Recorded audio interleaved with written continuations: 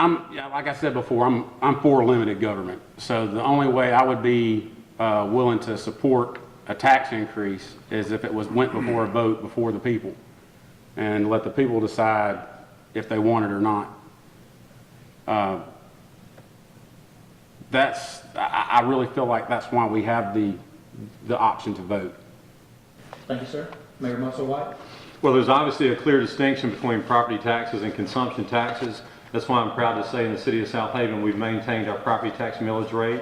It's not changed. It's still at 43.73. With that being said, that's been my goal, to promote economic development where you do increase your sales tax revenue, which enables you to have a stable property tax rate. People that have disposable income, that's not an issue. They can go out and they can do that. But, keeping the property tax rate stable benefits all those that do not have as much disposable income. But as far as I would, as to whether or not I would support a tax increase, I'm going to do what's best for my city. I'm going to look at consider complete information and protect our quality of life. So my goal is to not raise property taxes, but I'm going to make decisions based on complete information. And with that being said, I will say that there are some out there that believe in cutting taxes, that the word tax is a bad thing. Well, sometimes it can be just as financially irresponsible to cut taxes as to raise taxes. So please keep that in mind. Thomas Jefferson has once said that when you start subsidizing people's taxes, that's when you end up with corruption. And that's what we see now. With all the taxes that we pay, all we see is one subsidy after another subsidy after another subsidy. And it's all corruption. Now, I have to give Musselwhite some credit. He got rid of some of that corruption, and we're grateful. Thank you. And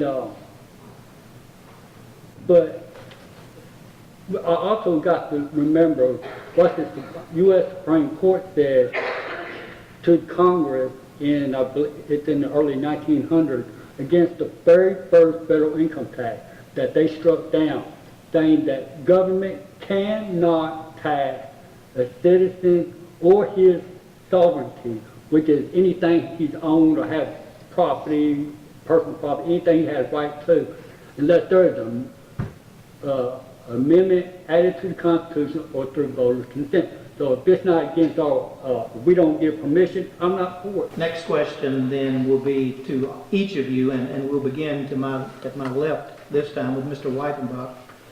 List the top 3 core functions of municipal government in order of importance.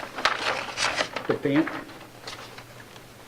administrative duty, which is you've got to have a good executive, and you've got to have a good legislative branch who can respect the Constitution, not to overstep its boundary lines where they played the role of played the role of God, played the role of the citizen, played the role of the court, played the role of everything as we've seen in Congress.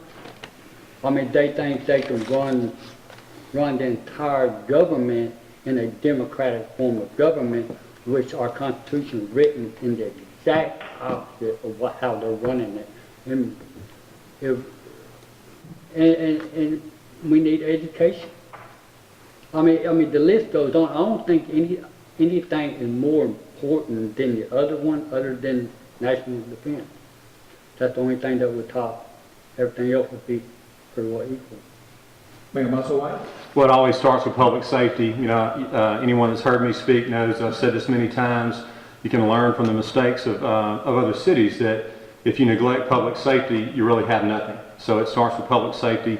Infrastructure improvement is next. If you don't take care of your city's infrastructure, the rest really doesn't matter. And the third thing is you do these things to make your city economically attractive, and all that leads to providing quality of life for your citizens.